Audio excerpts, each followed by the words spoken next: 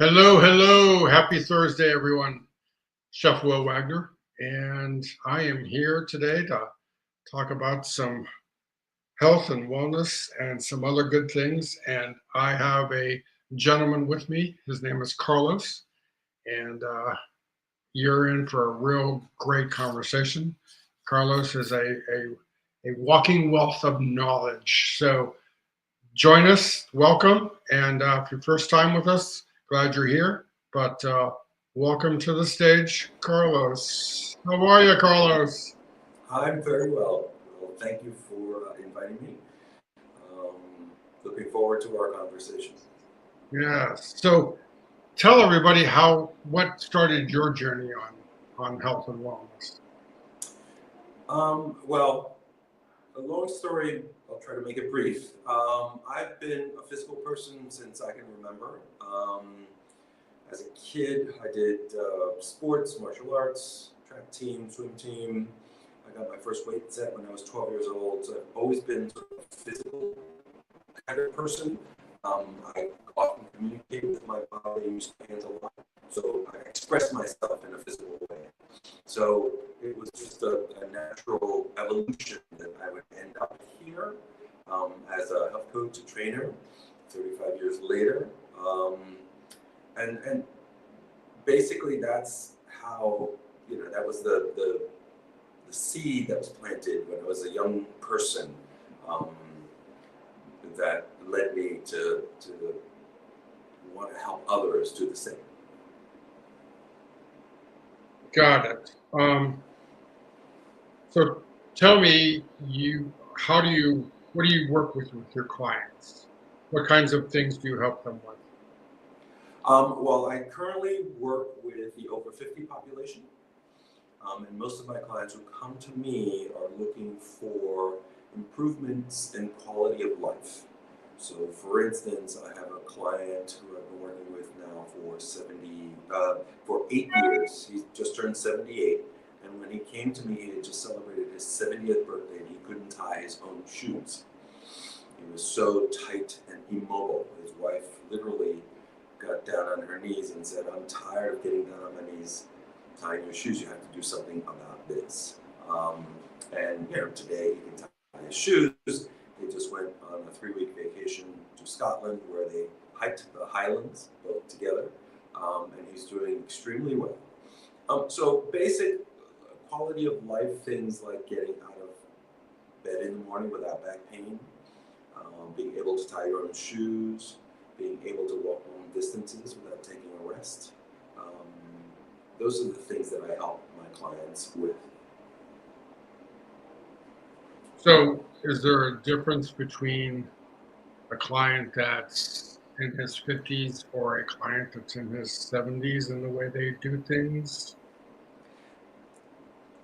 Yes and no. It would depend on, usually when I meet a client for the first time, I do a lot of assessments. We do a lot of back and forth in terms of questions. What are their goals? What are their desires? Where do they see themselves in 2 years, 3 years, 5 years from now? What's their, usually most people concentrate on the how. I concentrate on the what.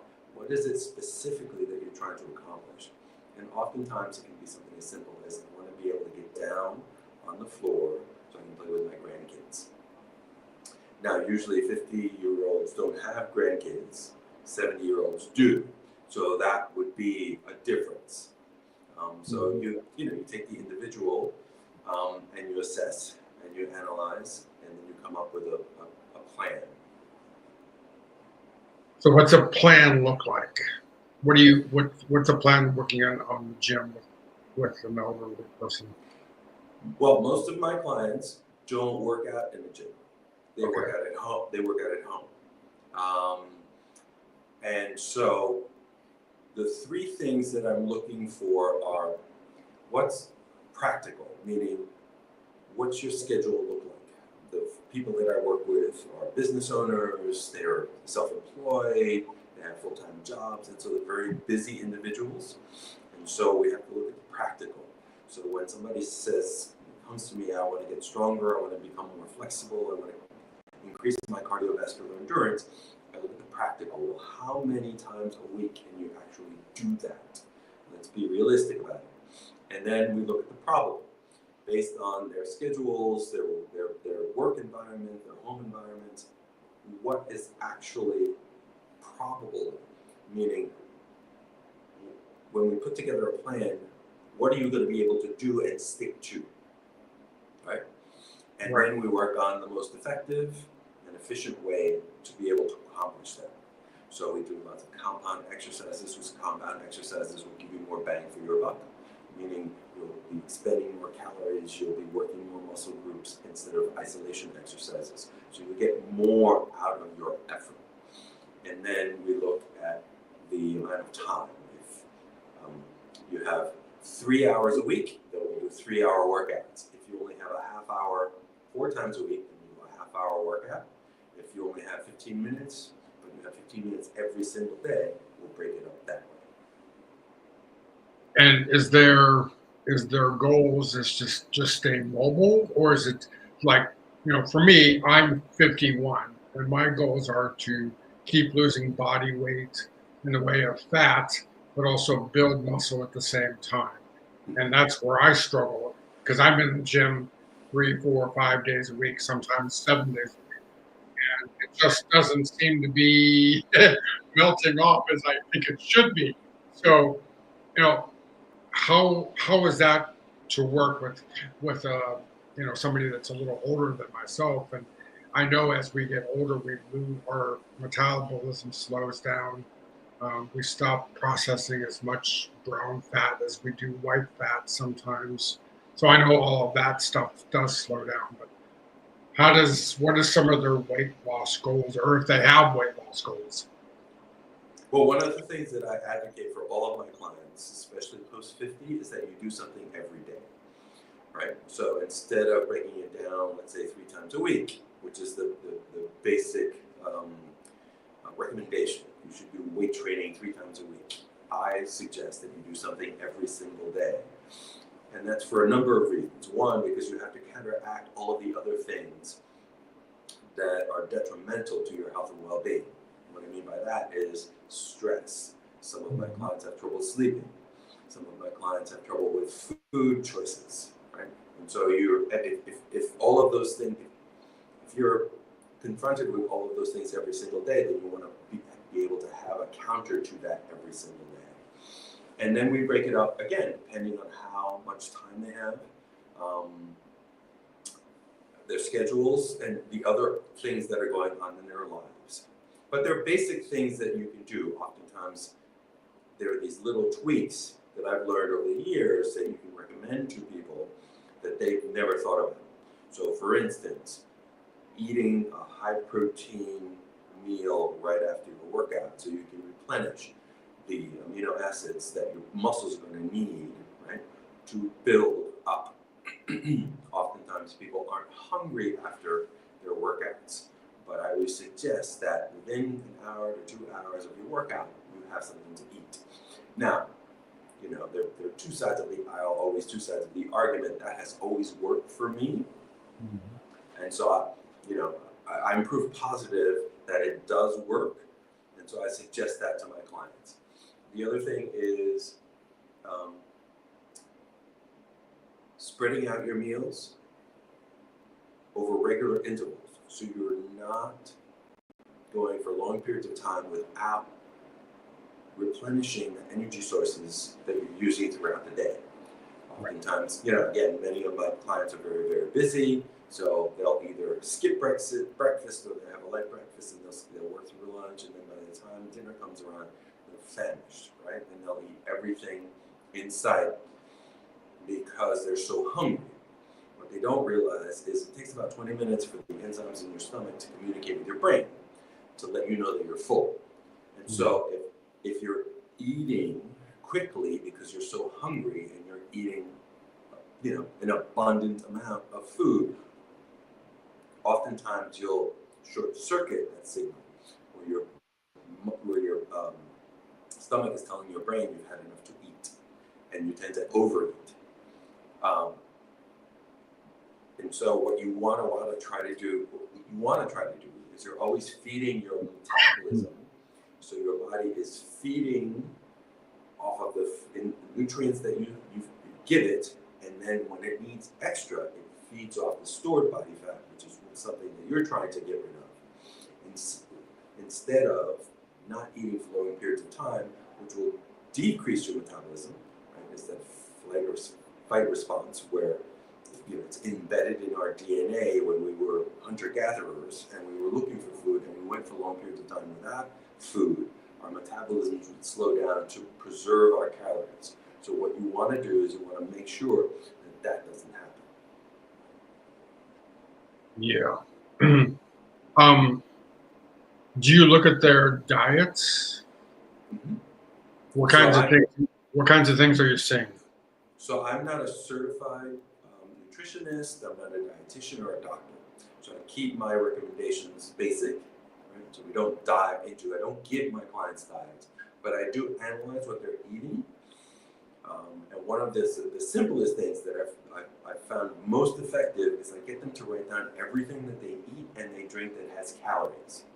And I ask them to do it Monday through Friday, because usually on weekends, including myself, we don't eat the same things. We tend to indulge. We tend to, eat things that are satisfying and not necessarily fulfilling, let's say, for instance. And so I have them write down everything that they eat Monday through Friday, everything that they eat and they drink that has calories, and then we analyze that. And oftentimes you can find things that they're eating and drinking that they didn't realize were empty calories. So, for instance, I had a client who was trying to lose some weight, and I had him write everything down. This was years ago, and he was drinking 2 Snapples a day. Now, Snapples are 16 ounces. That's 32 ounces of basically flavored sugar water. And so I said to him, these Snapples are, it's almost like 900 calories of empty calories. And I said, if you could replace one of these Snapples with water, that would be great. Or split the one Snapple, into 2 servings. The other serving would be water. Or completely eliminate the Snapple from your diet in total. Over a 3-month period, he lost 17 pounds. Just doing that. He didn't change anything else, just having a Snapple. So, do you find that older adults eat or intake more sugar because of cost or because of just plain lack of knowledge, per se? Not necessarily sugar, but I find that older adults tend to ingest more empty calories, whether it's alcohol or desserts. They tend to indulge more than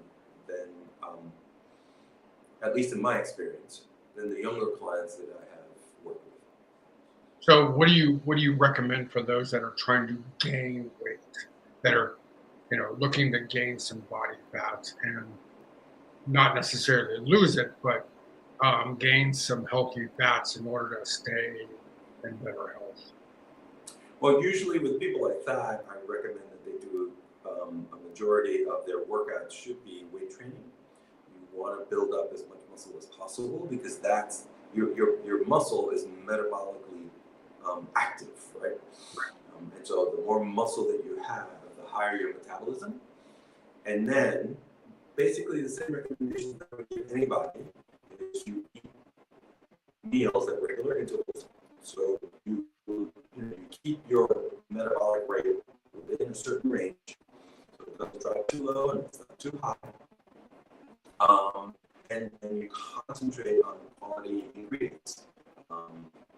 Protein, fruits and vegetables, keep your carb. I'm a huge believer in ingesting carbs, for the main reason that your brain feeds mostly off of carbohydrates, and your brain expends about 20 to 25% of your total caloric expenditure throughout the day, right? So if you're tired, your brain is tired, then you're not going to be able to expend as many calories throughout the day as you would, but you want to be able to feed that brain activity.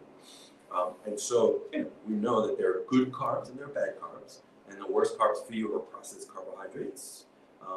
And so, I recommend my clients ingest good quality carbohydrates, lots of vegetables, um, you know, high quality starches, like brown rice,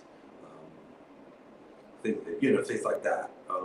Just so they have a complete variety of foods that they're eating to fuel their metabolism. For those people out there like myself, I mean, I'm a type 2 diabetic. I have high blood pressure, high cholesterol, and I've developed neuropathy in my feet, which, is very painful. I've also learned that coffee, that caffeine in coffee irritates your nerves, which again, after, 3, 4 cups of coffee a day is what I was then taking. Um, cutting that back down to, one, sometimes none, um, really played a big factor in the fact that my feet don't hurt like they used to. So I can actually do more physical and walking exercises like I like to do. So is that pretty common in your field when you see people, or is it just average? I would say it's average in my experience, and the neuropathy that I've dealt with has actually come from clients who have been diagnosed with cancer, and Right. not from diabetes or other factors. Um, and so the one thing that I have found that has diminished their neuropathy is to stay active. And so the fact that you have decreased or eliminated coffee from your diet, which has allowed you to stay active, which means that the result of that is that you have less neuropathy in your feet, is a Yeah, prime because I'm example trying of. to get to the point where I'm taking less medication because I'm taking a medication to protect my body, but I'm taking another medication to protect from that medication's effects on the body. And it's like this hamster wheel of don't take medication to protect from medication. It's just insane. Yeah, So I've pretty much cut down on my medication, which is a great thing. mhm. Um, and I try to put more healthier foods in my diet. And, do you think that is it possible for you to eliminate these things completely out of your, like, taking medication and taking uh, meds for like diabetes and cancer meds? Is it possible to remove them completely?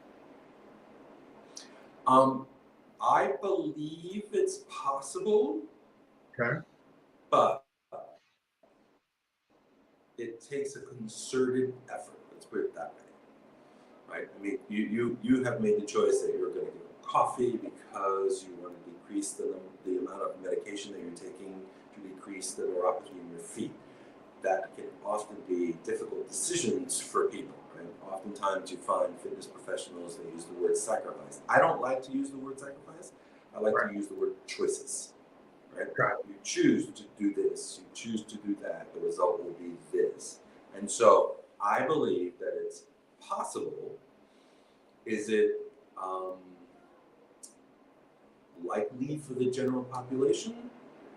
Again, I mean, it depends on how much you're willing to change your lifestyle and make different choices. Yeah, that's the tough part. I know I have some friends that all they do sometimes is travel, and it's hard finding good quality food and beverages to drink on the road. And it's not necessarily something that's easily done. I know, being a chef, that when you're in the kitchen 12 and 13, 14 hours a day, you're not necessarily eating for the health benefit. You're eating just to have something put into your stomach because you are hungry, and it's not necessarily the greatest thing. Um, So I know a lot of people eat on the go. Right. So, um, what do you, what kinds of workouts do you recommend for people that are on the go, not just staying at home, but traveling from state to state, all of that? So, is there a routine that works well when they can't get to a gym that they can do from their hotel room? Sure, there are um, body weight workouts that you can do, that anybody can do in any space. You don't have to have a gym. It can be a hotel room. Squats and push-ups and split squats, um, things like the plank. All of those exercises can be done without any weight and any equipment in pretty much any space. And so I like body weight workouts not only for people who are traveling, but as a way to incorporate exercises into into a workout. Many of my clients don't even go to a gym, and so we do lots of home workouts and body weight exercises are a staple of those. We'll use bands, we'll use light weights. Um, Most of my clients, except for a couple, aren't really interested in bodybuilding. They want to maintain their muscle mass, if not increase it, but they're not looking to be Arnold Schwarzenegger. They want to be able to get out of bed in the morning without back pain. They want to be able to get through the day with a reserve of energy at the end so they can relax. They want to be able to go long walks with their spouses. Um, they want to be able to get down on the floor to play with their grandkids. And so body weight exercises, I incorporate into almost every single workout with every single client. They're not only convenient, but they're effective, and they're time tested. I mean, you think of people like Jack LaLanne, who opened the first commercial health club, European health spa, he called it, in 1936. But he's been advocating. He's passed now, but throughout his life, he advocated for bodyweight workouts, push-ups and squats, and things that we're still doing to this day, 100 years later. How much of this is mindset? How much of this is um, either changing or improving their mindset? A big part. A big How part. so? I like to use the word. I like to use the words mind vision and not necessarily mindset. Okay. Because to me, mindset means that your mind is set. Mind vision is sort of like the be to have philosophy. Who do you want to be, right? And what do you need to do to have that? So instead of saying, oftentimes people say, well, you want to start where you are at. Well, if it were that easy, most people would not start where they're at because they would have started a long time ago. But if you start where you want to be, what I mean by that is a person who's lost a substantial amount of weight has done this and this and this and this. So if you want to do the same thing, you do this and this and this and this. You don't start here. You look at it from its totality, right? Because it's not just about eating less and exercising more. It's your mindset. It's your stress level. It's your environment. All of these things, especially the people that I work with, because they're in their second halves, right? They have established lives. They have careers. They have children. Some of them are starting to take care of their own parents, right? So they're becoming the caregivers. And so you want to look at their lives in totality because all of those things are going to play a role in the choices that they make and how many changes they're going to be able to make at a certain period. So, what exercises do you help them with or incorporate into your training to help them either focus or change whatever it is that they're feeling emotionally and spiritually? Number one is body scanning. And so I have all of my clients literally scan their bodies because oftentimes there's tightness, there's pain, there's some people believe that you have trauma inside your bodies. I'm not a trauma expert, so I can't speak to that. But I've had clients who, when they did their body scans, were able to release some of that, which allowed them to have a better experience while we were working out during their workouts. One of the things that I do with my clients is I take a copious notes, right? And then I check in with them prior to starting our workouts.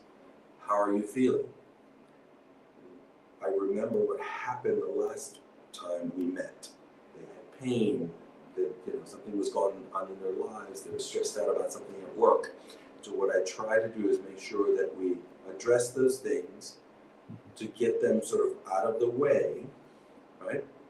Leave those things outside so we can focus on what we need to do for the next hour that we're together.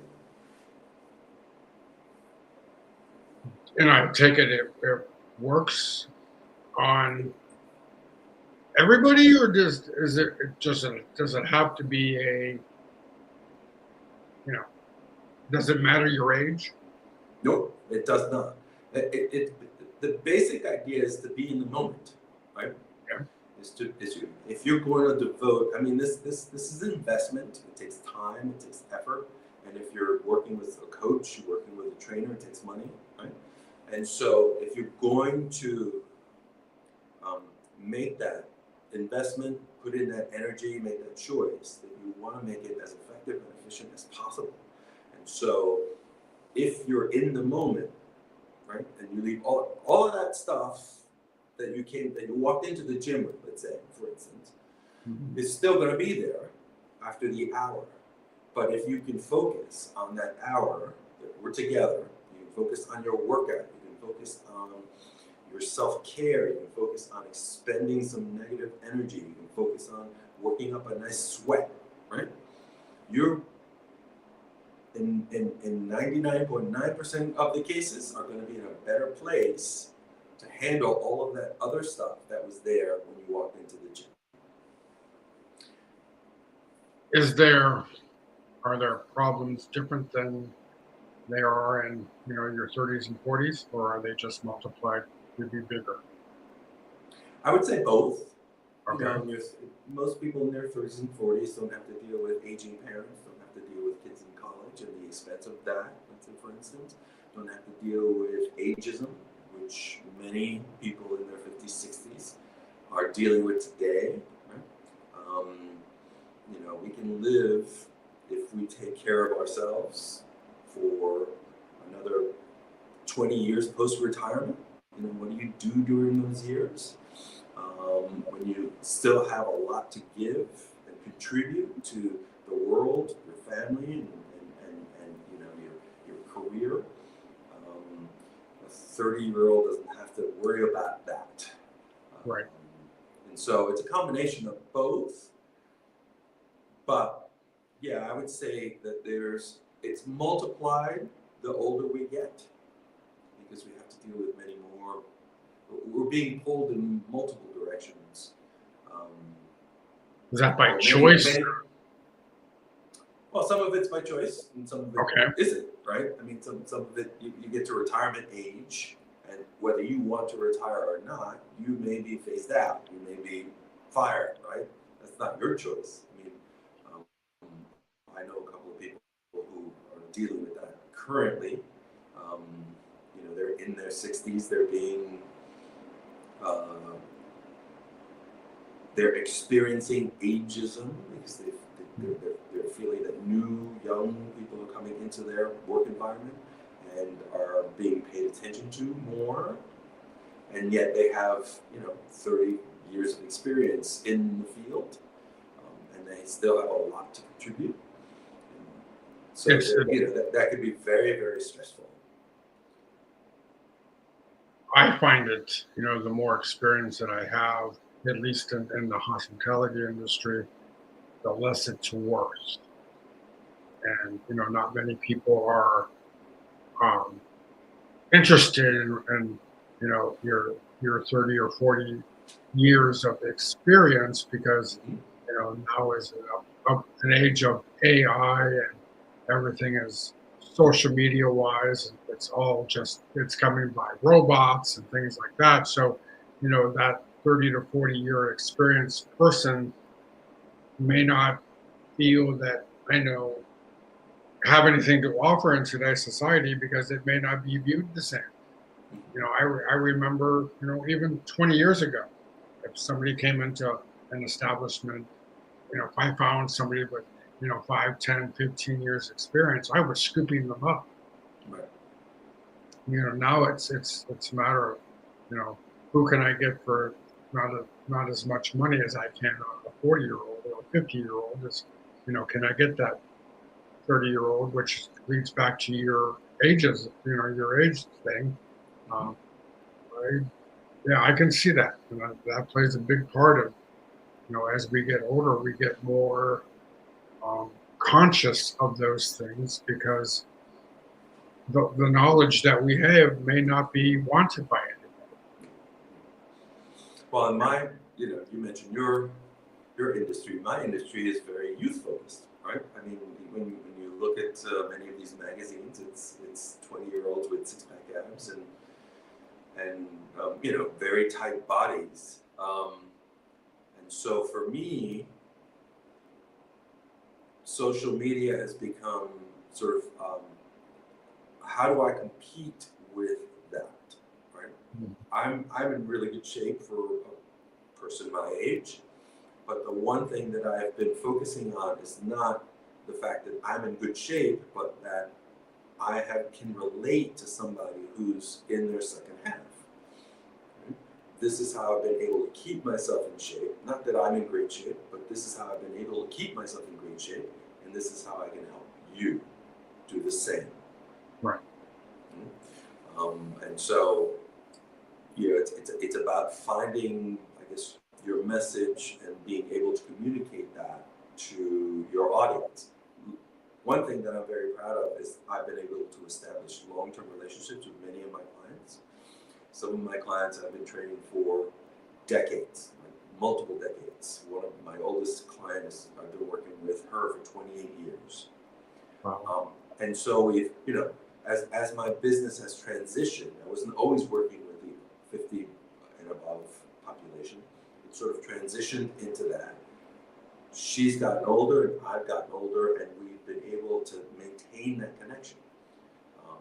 And so that's what I've been trying to focus on and use to my advantage. But you're right. I mean, today with AI and Google and information is ubiquitous. If you want to build big biceps, all you have to do is Google, how do I build big biceps? And then take that information that you get from Google, go to AI and say, put together a workout for me so I can build big biceps. And you'll get a good workout. But AI won't be able to tell you the difference between a 20-year-old trying to build big biceps and a 60-year-old trying to build big biceps. Mm-hmm. I still have pretty big biceps. I can do that for you. Do you,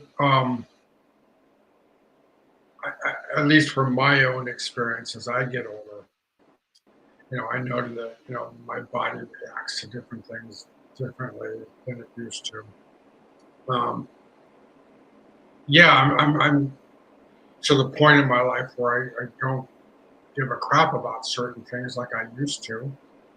But I've become more conscious of what I'm putting in my mouth and how I'm acting and what I'm talking about and how I'm relating to people. But it gets back to that human connection that's still important to me. And how I knew, take my parents. My parents didn't give a crap about human connection because my father was in and out of a steel mill his entire life, and my mother was a stay-at-home mom, so there wasn't much human connection there. But I realize as I get older, human connection is almost everything because it enables us to keep moving forward. How important is human connection in your world to somebody that's 70, 80 years old? It's very important. And I think one of the things that the pandemic really highlighted was how important that was. Right. So I'll tell you a story from my perspective. So prior to the pandemic, I was doing 95% of my business in person. That was my wheelhouse. I love meeting my clients in person. I love working with them in person. I love seeing their faces and having those exchanges. And living here in New York City, which was the epicenter of the pandemic, when the pandemic hit, I had to shut down my entire business. At that point, all of my clients were 50 and above, which meant that they were in a high vulnerable segment. And so it would have been just immoral and potentially life-threatening to my clients if I had gone back to in-person before the pandemic, the height of the pandemic had diminished. And so I had to go fully virtual. One of the things that I encouraged all of my clients to do was to continue to reach out to family members, to friends, to maintain that connection. But because I wasn't able to see my clients in person, because that was taken away from me, I found what I was doing, even meeting my clients virtually, very, very, very isolated. And so the one thing that I had to sort of refocus myself to keep my business going, but also to keep myself healthy, was to continue to reach out to people, continue to network, continue to make connections, even virtually. Just meeting people, getting on, conferences, getting on chat rooms, and just talking to people, because I found the isolation detrimental to my own well-being. Mm-hmm. And so I had to figure out for myself, even though I was encouraging my clients to do that, how I was going to do that. I know that the pandemic taught us a lot, especially it changed our whole work environment, especially in the hospitality industry. Is we are very hands-on, and we're used to serving people, and that took a big hit during the pandemic. And I didn't know what Zoom was before the pandemic. I don't think a lot of people did. And Zoom was a way that I've met some really, really fantastic people over just Zoom and Facebook and Instagram all together. But I think as from my personal point of view, as it's more important to stay connected more these days than it used to be, because of that. I didn't know from one day to the next, if one of my friends was going to come down with it or I was going to get it. I'm more, vulnerable to it than most people are because I have a compromised immune being a diabetic. But luckily, I did not get it, knock on wood. But I did have a number of friends that had it. And, I remember delivering food to people's home and just leaving it outside the door. And, just so there was no human connection. There was just talk through a door frame and, hope that they got it. And, that played a big part in the way we are today is, now I think in more terms it's more important to get out and meet people and, stay connected to those that, we are, in our lives and in our families and things like that. So that plays a big part in everybody's mental health. And, even now, 51 years old, do I still have bad days? Absolutely. Do I still get a little depressed? Absolutely. It's been a rough 24. I will tell you, it was a rough year. For the most part, it just was mentally draining on me. 25 is started out to be, an even better year. It's even forecasted to be a great year, better than most. But I'm big into reading my horoscope and seeing what the moon is doing and all of that. And I'm big in spirituality with you know just maintaining my relationship with God and with people, and just making sure that people know that I'm here if you need to talk, is an important part of our daily lives now, more so than it used to be. Yeah. I still think people are way too stressed for what's going on in the world. I look what's currently going on in California. I can't even imagine what the stress is out there. And I have quite a few friends that live in California. They're just a couple of them have lost everything, Hmm. and I can't even imagine what that feels like.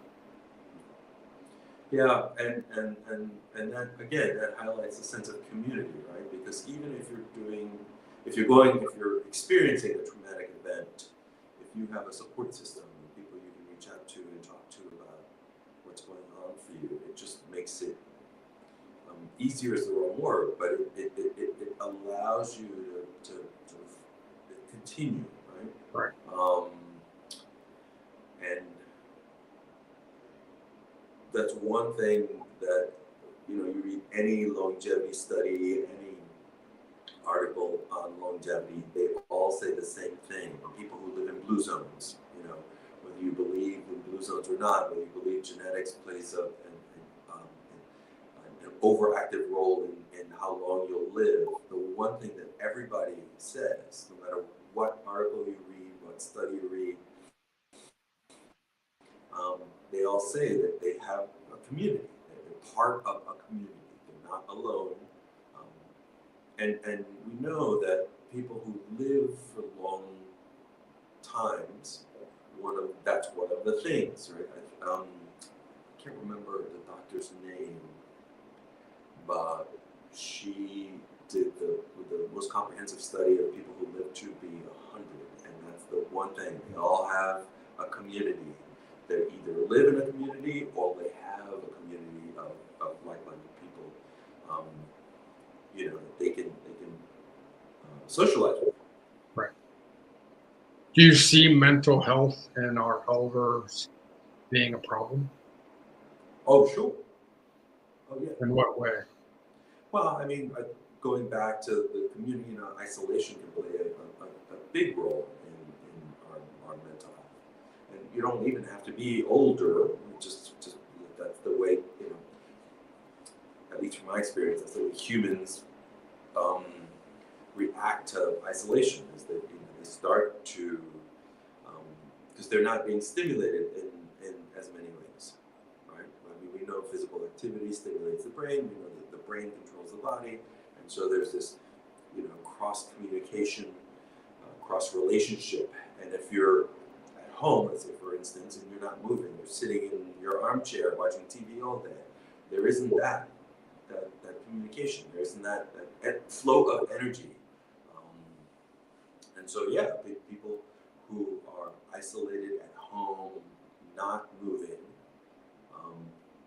in my experience, tend to. So what advice would you give everybody, no matter what your age is, for a better, healthy life, no matter what that looks Well, as a fitness professional, I'm gonna go there, right? I mean, that's the fountain of youth.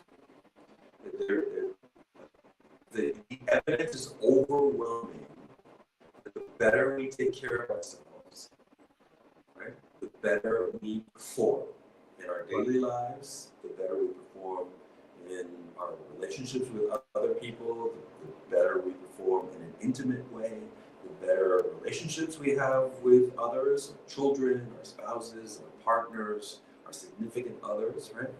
Our coworkers. And so, if I had to pick one thing, it's exercise. And again, you want to start doing just one thing, whether it's walking, whether it's walking up the stairs instead of taking the elevator, and then you build upon that. James Clear talks about habit stacking, right? If you want to go for a run and you haven't been going for a run, well, put your sneakers by the front door. So every time you walk out the front door, you see the sneakers, and it reminds you that you want to run. And one day you'll put those sneakers on. You don't necessarily have to go for a run, but you'll walk out the door with those sneakers. Maybe you'll go for a walk. The following day you'll go for a run. And so it starts to build on itself.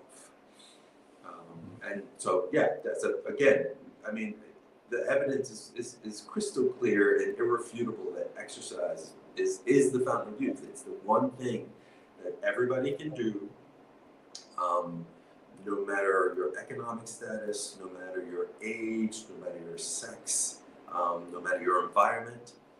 All of us can go for a walk. All of us can, do a push-up. All of us can do a squat. Carlos, thank you. A very enlightening conversation, and My pleasure. And wrapping up here, I think there's something to be said for I know how I feel after a good workout. Even just a basic walk down to the coffee shop or to the UPS store. A good 15-minute walk every day, every morning, gets the body moving, and keeps it moving all day. And certainly helps keep myself into a positive mindset. And I enjoy walking. I enjoy walking outside. So I know it's hard for those of us or those people that are living in the north, especially this time of year with the snow and the weather being so cold. But walk up, go to the mall. I was at our local mall today, which is 10 minutes, not even 10 minutes up the road. And the people just walking, and not necessarily doing anything, but just getting out and walking and socializing is key factor to a great life, to a healthy life. So anyway, Carlos, thank you. It's a pleasure. It was my pleasure, Will. Thanks for inviting me. Yeah. And I look forward to having a few more conversations with you. Anytime. So thank you, everybody. And it was great to see you all. And I look forward to many more Thursday afternoons with you. And have a great rest of your week. And remember, do something nice for yourself and take care of each other. So until next week, have a great day. Bye-bye.